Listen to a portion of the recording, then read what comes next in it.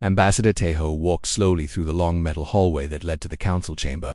His black shoes made soft clicking sounds on the cold floor, but he did not care about the noise anymore.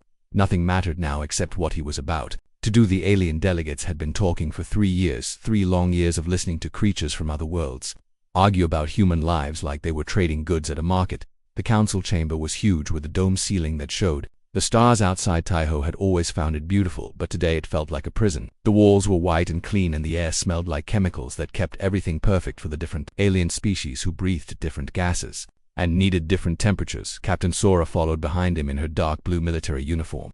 Her hand kept moving toward her belt where her weapon would normally be, but weapons were not allowed in the peace talks. General Wu Jin walked beside them without making any sound at all. He was an older man with gray hair and scars on his hands from the wars on Mars.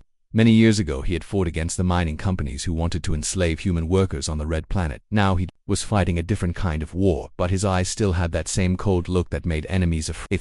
3 humans took their seats at the small table marked with Earth symbol, while around them sat creatures that looked like nothing from human nightmares. The Vorthon delegates had long tentacles instead of arms, and their skin was purple and wet.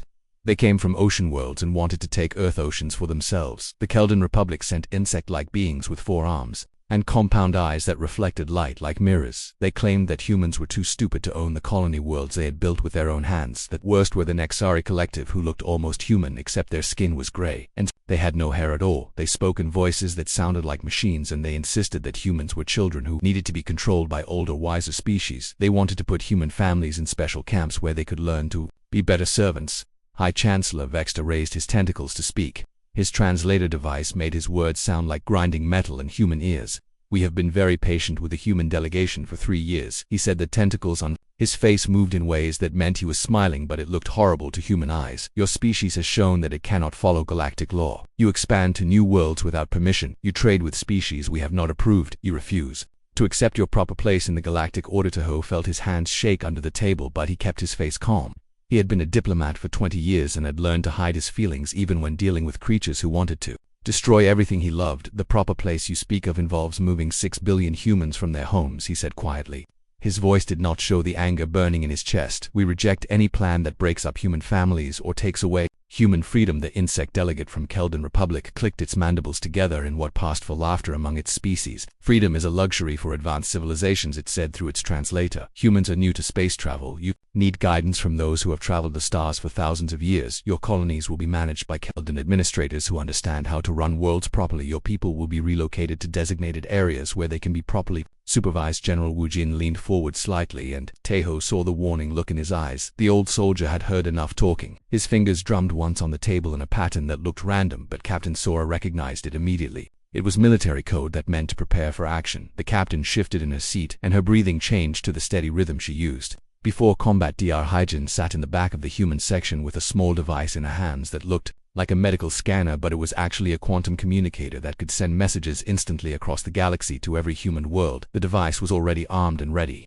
She just needed the signal from Ambassador Tejo to send the most important message in human history. The Nexari delegate spoke in its machine voice. "Human expansion must stop immediately. Your species has claimed 200 worlds in the past 50 years. This aggressive behavior threatens galactic stability. You will withdraw from 150 of these worlds within 1 standard galactic year.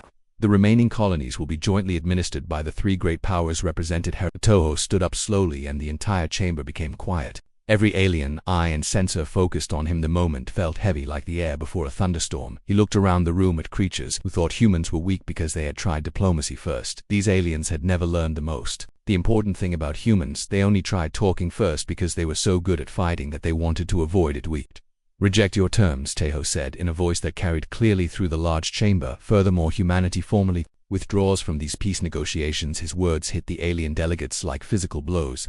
They had expected humans to beg or cry or offer desperate compromises. They had not expected this calm refusal. Vextar tentacles writhed in what humans had learned was either amusement or anger. "You have 48 hours to reconsider," he said. "After that we will implement our decisions with or without your cooperation. The 3 powers have already prepared joint military operations to enforce galactic law. Your little rebellion will be crushed quickly, and then humans will accept much worse terms than what we offered today." The other alien delegates made sounds of agreement. Some clicked mandibles, others buzzed through breathing holes, and a few made electronic noises that their translators turned into words of threat and warning.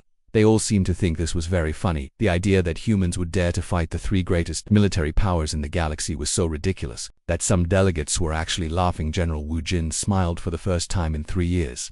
It was not a happy smile, it was the smile of a predator who had been pretending to be prey for far too long. The aliens had no idea what they had just done. They thought they were dealing with a weak species that would surrender when threatened. The truth was much more dangerous for them. As the human delegation filed out of the chamber, none of the alien species noticed the small hand signals they made to each other. None of them saw Dr. Hygiene press the button on her device that sent coded messages to every human world in the galaxy. And none of them understood that the humans walking away were not defeated diplomats, they were soldiers who had just been given permission to stop pretending to be peaceful. Captain Sora activated her secure channel as soon as they reached their shuttle. "This is Crimson Dawn to all stations," she said quietly.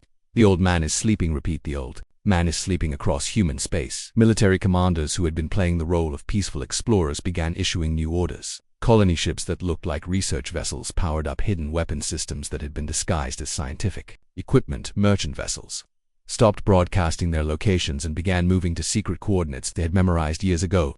Deep in space where no alien sensors could detect them, the real human fleet began to move. These were not the small patrol ships and exploration vessels that the aliens had seen during the peace talks. These were warships built in hidden shipyards and crewed by soldiers who had been training for this day since the peace talks began. The war was about to begin, but the aliens did not know it yet. They thought they had won by making the humans leave the negotiation table.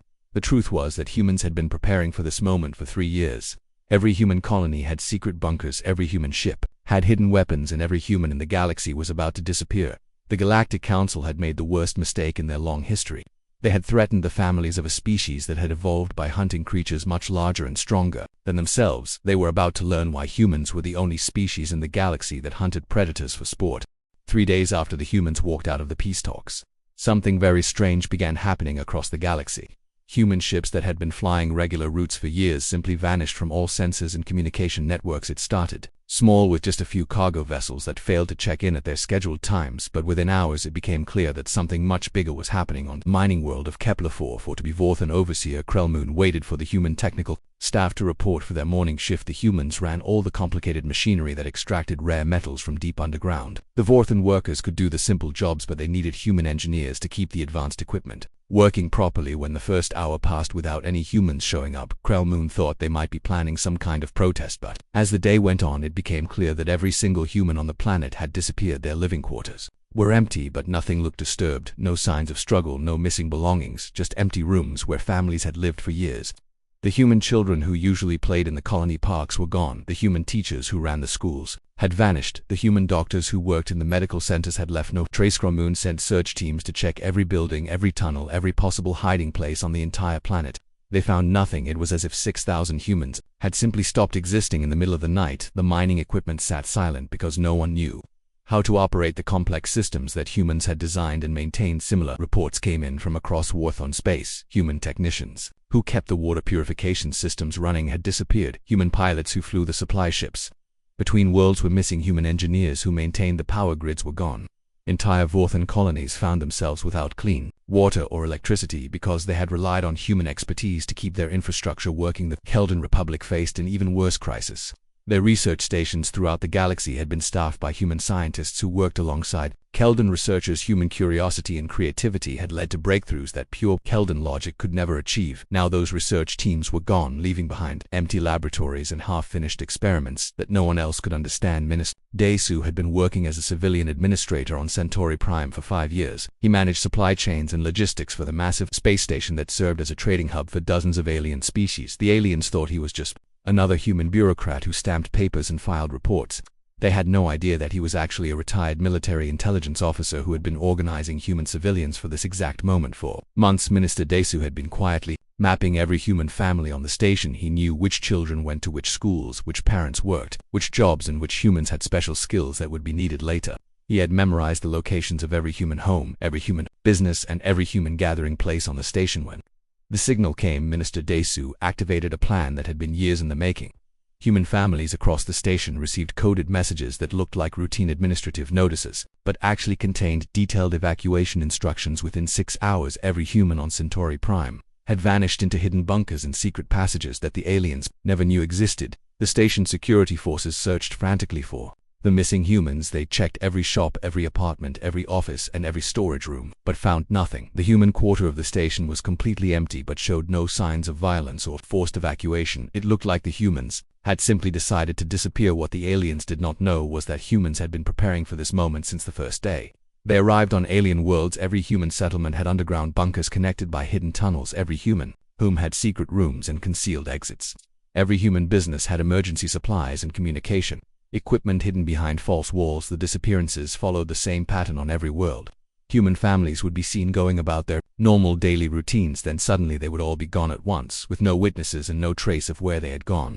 Alien security forces found empty human schools with lessons still written on the blackboards, empty human restaurants with food still cooking in the kitchens, empty human workshops with tools still warm from recent use on the Galactic Council station. High Chancellor Vextar called an emergency session of all three major powers. Representatives from the Vorthan Empire, Keldan Republic, and Nexari Collective gathered in the same chamber where they had dismissed human concerns just days earlier.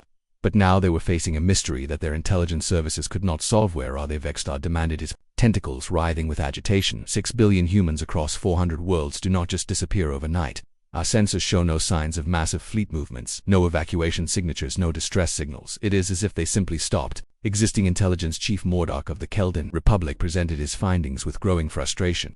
Our deep space monitoring stations detected no unusual activity in human space regions. No ships leaving human worlds, no communications between human colonies, no signs of coordinated evacuation. The humans have vanished without using any detectable technology. The Nexari delegate processed data through its cybernetic implants before responding. Analysis indicates that human disappearance violates known laws of physics and logistics. Moving billions of individuals requires massive transportation infrastructure and extended time periods. Neither factor was present in this case. What none of the aliens realized was that humanity had spent decades preparing for exactly this scenario. Every human settlement had been built with hidden infrastructure disguised as normal civilian construction.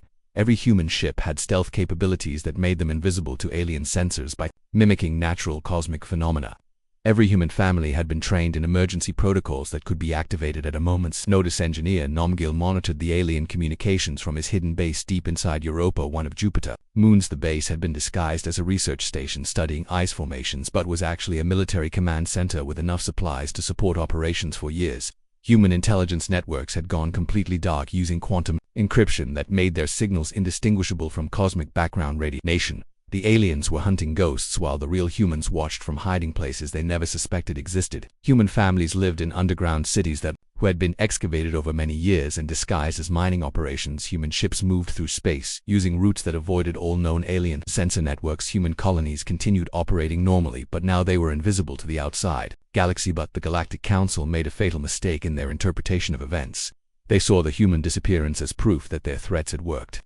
They believed that humans were hiding because they feared alien military power. They convinced themselves that the mysterious vanishing act was actually a sign of human weakness and desperation. And clearly they are cowering in whatever holes they have found. Vextar declared to the assembled delegates, "They know that we have the military strength to crush any resistance they might attempt. This mass hiding proves that humans understand their inferior position in the galactic order." The other delegates agreed with sounds of satisfaction. The insect-like Keldan clicked their mandibles in approval, while the machine-like Nexari processed the data and concluded that human behavior matched patterns of defeated prey species. The aliens interpreted silence as surrender and disappearance as admission of defeat. Deploy the fleets. Vex ordered, "We will conduct systematic searches of every human world, every human colony, every asteroid where they might be hiding. When we find them, they will accept much harsher terms than what we originally offered. Their resistance has proven that they cannot be trusted with even limited autonomy." The largest military mobilization in galactic history began as alien fleets moved toward former human territories. Vorthan battle groups headed for the Sol system where Earth and Mars had once been centers of human civilization. Keldan expedition forces prepared to occupy the outer colonies where humans had established mining and research operations. Nexari collective ships moved to intercept any human vessels that might still be hiding in deep space. The aliens were convinced that they were hunting a defeated enemy that had gone into hiding from fear. But they were wrong about everything. They were not hunting prey animals that had found holes to hide in. They were walking into carefully prepared killing grounds where the hunters had become the hunted. Engineer Nomgil smiled as he monitored the alien fleet movements from his hidden command center. The aliens thought they were pursuing frightened humans who were running away. The truth was that the humans had withdrawn to prepared positions and were waiting for their enemies to come within range. The real war was about to begin. The first alien fleet to reach the Sol system was the Vorthan Third Armada under the command of Admiral Caxmore. 300 warships approached Earth expecting to find frightened humans hiding behind old-fashioned defenses. Instead they found what looked like empty space and dead planets. Earth appeared dark and lifeless. Mars showed no signs of the bustling colonies that had existed. Just days before, the asteroid belt between Mars and Jupiter seemed normal except for the unusual number, with mining platforms scattered throughout the region. Admiral Caxmore had fought in 17 different wars across the galaxy over his long military career. He had conquered primitive worlds and defeated rebel fleets, but he had never encountered anything like this. Silence, the complete absence of any defensive response, made him nervous. Defeated enemies usually tried to surrender or at least send messages begging for mercy. The humans were doing neither. Scan every asteroid, every moon, every piece of space debris larger than a shuttle. Admiral Caxmore ordered his fleet. The humans are hiding somewhere in this system and we will find them. His ships spread out in a standard search pattern that had worked successfully in hundreds of previous campaigns. The Vorthan military had refined their tactics over thousands of years and they were confident in their superiority. That was when Captain Sora struck.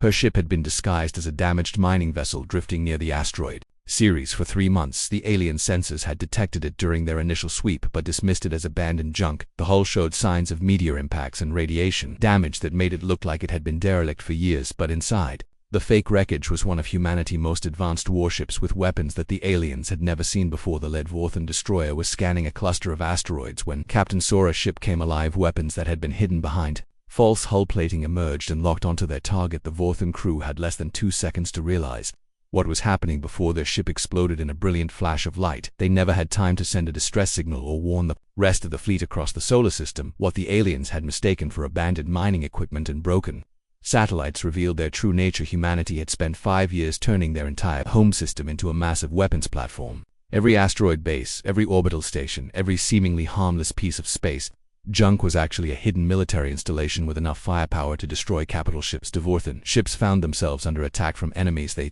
could not see. Human vessels appeared from nowhere, struck with devastating accuracy, then vanished back into the void. Their ships moved in ways that defied everything the aliens knew about space combat. Human pilots seemed to have no fear of death and used tactics that looked like suicide runs but were actually perfectly calculated maneuvers. Commander Janae led a squadron of fighters that had been hidden inside a fake asteroid for months. When the Vorthan fleet entered the trap zone, her pilots launched from concealed hangar bays carved into solid rock. The human fighters were smaller and faster than anything the aliens had encountered, and they moved with a coordination that seemed impossible. The Vorthan pilots were skilled veterans who had trained for decades in standard combat maneuvers, but human pilots fought differently. They used three-dimensional thinking that treated space as an ocean, where they could attack from any direction, including straight up or straight down. From their enemy's perspective, they flew through asteroid fields at speeds that should have been suicidal, but somehow they never crashed. Admiral Caxmore watched in horror as his carefully organized fleet was torn apart by an enemy that seemed to be everywhere at once. Human ships would appear from behind asteroids, fire a devastating volley, then disappear before his gunners could target them. His sensors showed human vessels in impossible locations, moving at impossible speeds, using impossible tactics. The humans had turned the entire asteroid belt into a maze where they knew every hiding place, every secret passage, every way to approach an enemy without being detected. The Vorthan ships were flying blind through territory that humans had been mapping and fortifying for years. Every rock, every chunk of ice, every piece of debris was either a weapon or a place to hide weapons. But the real shock came when the aliens realized that human technology was far more advanced than anything they had shown during the peace talks. The weapons that destroyed Vorthan ships used energy systems that should have been impossible for such a young species. The human fighters moved with propulsion technology that was decades ahead of what Galactic science believed humans possessed. General Wujin coordinated the entire battle from a command ship that had been disguised as a medical research vessel for 3 years. The ship appeared on all senses as a harmless science platform studying solar radiation, but it was actually the most sophisticated command and control center ever built. The aliens had ignored it completely during their initial scan because it looked too peaceful to be dangerous. Phase 2 is complete, General Wujin reported to the hidden human leadership scattered across the galaxy. Enemy fleets have taken 60% casualties and their morale is collapsing completely. It is time to show them what humans do to those who threaten our families and our homes. The surviving Vorthan ships tried to retreat but found their escape routes blocked by human forces that had been waiting in ambush. The humans had predicted exactly how the alien fleet would try to withdraw and had positioned their ships accordingly. The Admiral realized that his entire battle plan had been anticipated and countered before the fighting even began. Similar scenes played out across the galaxy as other alien fleets discovered that humanity had not been hiding in fear. Keldan expeditionary forces found themselves trapped in what appeared to be empty star systems, only to discovered that the humans had turned entire planets into fortress worlds. The colony ships that looked abandoned were actually military bases with underground facilities that could support mercenary exploration fleets sent to investigate human territories. Found that the peaceful research stations they had been monitoring were sophisticated command centers. The human scientists they had dismissed as harmless academics were actually military engineers who had been studying alien technology and developing countermeasures. For years, the aliens had been so confident in their military superiority that they never considered the possibility that humans might be better at war than they were. They assumed that any species that tried diplomacy first must be weak, and that any species that seemed to surrender must be defeated. But humans had tried talking first because they were so good at fighting that they wanted to avoid. The galaxy was beginning to learn that humanity's greatest strength was not their technology or their weapons, but their ability to think like predators. Every human colony had been built with defensive positions in mind. Every human ship had been designed to fight against superior numbers. Every human family had been trained to disappear when threatened and reappear when ready to strike. Admiral Caxmore's final report to Vorthan High Command was brief and terrifying. The humans were never hiding from us. They were hunting us the entire time. We thought we were negotiating with a weak species. They were preparing to destroy us. We are not fighting civilians who want peace. We are fighting soldiers who have been pretending to be civilians. The message that reached alien capitals across the galaxy was clear. Humanity had withdrawn from peace talks because they were done asking for permission to exist. The species that had seemed so reasonable and cooperative during 3 years of negotiations had revealed themselves to be the most dangerous predators the galaxy had ever encountered. The war had begun, and the aliens were losing. The Galactic Council convened an emergency session as reports flooded in from across their territories. The news was worse than anyone had imagined. Human forces were not just fighting back. They were winning every battle with efficiency that terrified alien military commanders. The 3 great powers that had ruled the galaxy for thousands of years were being systematically defeated by a species they had dismissed as primitive newcomers. Dire Hygiene voice echoed through alien command centers via communication systems that had been hacked by human intelligence networks. You wanted to know what humans are capable of, she said calmly. We are capable of turning every star system into a battlefield. We are capable of making your safest worlds into hunting grounds, but most importantly, we are capable of holding grudges for a very long time. The aliens were discovering that humans had a completely different approach to warfare than any species they had encountered before. Where other civilizations fought for territory or valuable resources, humans fought with the focused intensity of a species that had spent millions of years as persistent hunters. Their ancestors had chased prey across continents until the animals collapsed from exhaustion, and humans brought that same relentless determination to space combat. Colonel Minho led ground forces that appeared on supposedly secure alien worlds without warning. His soldiers moved through alien cities like ghosts, striking military targets with surgical precision while carefully avoiding civilian areas. The message was clear: humans could reach anyone, anywhere, at any time. They chose, but they only killed those who had chosen to be enemies. The psychological impact was devastating. Alien military commanders began reporting that their troops were afraid to patrol their own space stations. Every shadow might hide a human infiltrator. Every maintenance worker might be a human spy in disguise. Every cargo container might contain human soldiers waiting to strike. Every routine supply delivery might be a Trojan horse filled with weapons. Vorthan soldiers who had conquered dozens of worlds over their careers found themselves jumping at every unexpected sound. Human psychological warfare was more effective than any weapon because it made the enemy defeat themselves through fear and paranoia. The aliens started seeing threats everywhere and began shooting at their own people when they heard noises in the dark. But the real shock came when Engineer Nomgil activated humanity's secret weapon, the economic warfare protocol. Human technical expertise had become so deeply integrated into galactic infrastructure over the years that when they pulled out, entire star systems began failing in ways that no one had anticipated. Power grids that had been designed by human engineers suddenly locked out their alien operators. The systems required human biometric data to restart, and without human technicians, the entire planet. When dark starships found themselves stranded in deep space, when their navigation computers, which had been programmed by human mathematicians, refused to accept commands from alien cruise manufacturing centers that produced everything from food to weapons, ground to a complete halt. When the humans who actually understood how the complex machinery worked simply vanished overnight. The aliens had been so focused on using human labor that they never learned how their own infrastructure actually functioned. The Keldan Republic watched their economy crumble as supply chains that depended on human logistics networks fell apart. Human administrators had been managing the flow of goods between star systems for decades, and their sudden absence created chaos that spread across hundreds of worlds. The insects had been so busy giving orders that they never learned how to follow the orders they gave. The Vorthan Empire found their mining operations worthless without human engineers to run the extraction equipment. The humans had designed systems that only humans could operate, and when they left, they took all the technical knowledge with them. Vorthan overseers stood helplessly in front of machines that might as well have been alien. Artifacts even worse, the humans had built hidden programs into every system they touched. Alien computers began malfunctioning in subtle ways that caused accidents and breakdowns. Weapon systems would misfire at critical moments. Communication networks would fail when commanders tried to coordinate attacks. Transportation systems would break down, leaving alien forces stranded far from home. The Nexari Collective discovered that their cybernetic implants, which had been enhanced with human-designed software, were no longer working properly. The humans had installed secret backdoors that allowed them to monitor alien communications and even influence alien decision-making. The machine-like beings found themselves making tactical errors that they could not explain. Captain Sora broadcast a message from her flagship to every alien military vessel in the galaxy. "You thought humans were weak because we tried talking first," she said with ice in her voice. "That was not weakness, that was mercy. We gave you a chance to be reasonable. You chose violence instead. Now you get to see what humans are really good at." The message was accompanied by footage of human military operations that shocked alien observers. Human soldiers moved with coordination that seemed impossible, attacking from multiple directions simultaneously with timing that required split-second precision.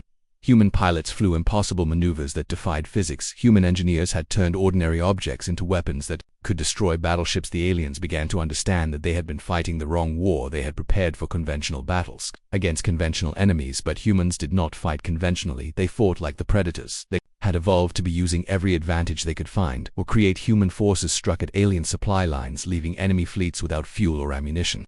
Human hackers invaded alien computer networks, turning their own systems against them. Human spies who had been working in alien governments for years suddenly revealed themselves and began sabotaging operations from within. The most terrifying discovery was that humans had been planning this war for much longer than anyone realized. Every human who had ever worked for an alien government had been gathering intelligence. Every human colony had been secretly preparing for military operations. Every human merchant ship had been mapping alien defenses and identifying weaknesses. Wu Jin revealed the truth in a broadcast that reached every corner of the galaxy. "We have been studying you for 50 years, he said calmly. "We know your military doctrine, your supply chains, your communication protocols, your tactical preferences. We know the names of your commanders, the locations of your bases, the weaknesses in your defenses. We know everything about you, and you know nothing about us." That aliens realized that they had been completely outmaneuvered by a species they had underestimated. The humans had not just prepared for war, they had prepared for this specific war against these specific enemies. The peace talks had been a 3-year intelligence gathering operation where humans learned everything they needed to know about alien capabilities while revealing nothing about their own. The Galactic Council faced a reality they could not ignore. Their military forces were scattered and demoralized. Their economies were collapsing. Their populations were demanding answers that their leaders could not provide, and the humans were offering them a chance to surrender before things got worse. But the most shocking revelation was still to come.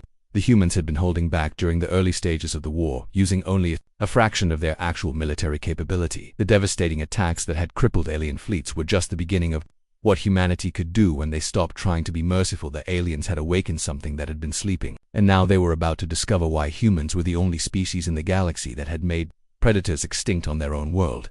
6 months after humanity withdrawal from peace talks, the Galactic Council faced a reality that none of them wanted to accept.